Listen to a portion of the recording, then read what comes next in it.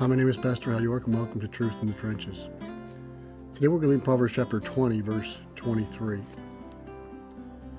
Unequal weights are an abomination to the Lord, and false scales are not good. The American Standard says that differing weights are an abomination to the Lord, and a false scale is not good. We've considered this verse, one similar to this, in chapter 11 before, but I thought it was important just to remind ourselves of some very basic truths we see in these verses. Today we live in a day of big business. Huge corporations own most stores we shop in. Most of the products we buy are produced by large corporations as well, and generally speaking, the people who own the stores we shop in don't own those stores. But remember, some of us can remember the day when mom and pop stores were very common for the most part, but now they're a thing of the past. They've been bought out or driven out by big business. It's kind of sad for those who remember such stores, because with the disappearance of those stores, that's not all that left. Friendly salespeople, courteous transactions, owners who knew his clients, a mutual respect on both sides of the counter. People were served well by such stores. I never had a store, mom and pop store, but from what I've read, most mom and pop shops operate with a pretty tight margin, forcing the owner to set prices and salaries very carefully and purposefully. There's often very little or no room for error. But imagine a situation where the store owners and the shoppers were on the same economic level. There's no multi-million-dollar corporations selling to middle-class people with money in their pocket. They're just sheep herders and carpenters, people who are selling vegetables, everyday people who buy from shop owners and merchants who have grown the food they're selling and made the clothes they're selling themselves. This would be typical of the kind of scenario the writer of Proverbs would have been writing into in that culture. There was no insurance to cover theft, no insurance to cover destruction of property. It was for many a day-by-day reality. What you made and profit you spend to go through the day or the next to buy the meal for that evening. It was a very simple way of life based on bartering, trading, and such. Obviously, when you went to shop in little stores like this or merchants, there was no pre-packaging.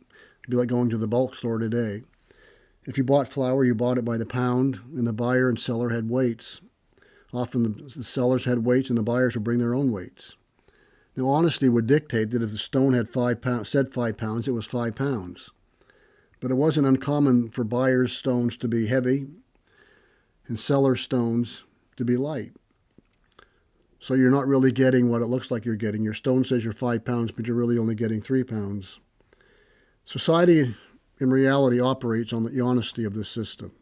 It did then and it does now. We're not bartering necessarily, but honesty in commerce is absolutely necessary. And what this verse, I think, is driving home, and it does several times, and Moses, even in Deuteronomy, drives this simple point as well about the fair weights. That God desires honesty among his people. Equal weights went for buyer and seller alike. False weights are not just not honest. God calls them an abomination. It's the seller trying to rip off buyers and buyers trying to rip off sellers. It goes both ways. Fair trade, honest trade in an economy where the smallest profit or loss were the means of making a living was a necessity. How do you love your neighbor? You treat them fairly, whether you're selling them something or buying something for them. In your buying and selling, be honest, be fair. It sounds like a fairy tale in some ways. Just think how far we have sunk in a society from this principle of honesty in business. Getting what you paid for, paying for a service, and getting what they said you'd get. Tragedy today is that a man's word or a handshake means very little. That may be true in the world, but God is telling us as his people, our word, our handshake, our dealing should be honest up front. It should be a pleasure doing business with a Christian, whether selling them something or buying something from them. When honesty is divorced from the economy, everything falls apart. It becomes every man for himself. May the best con win. If someone is doing it, everybody else has to start doing it just to keep up. As Paul says, a little sin leavens the whole lump, and a little dishonesty in commerce spreads through the whole system. And I don't think few would argue that our economic system has become an abomination in the eyes of God. And not across the board. There are honest businessmen and women and honest buyers as well. But they're swimming upstream. They're fighting the temptation to cut corners like everybody else just to stay afloat. I guess the point of this verse is, as believers, we let us deal honestly with people, whether we're selling or buying.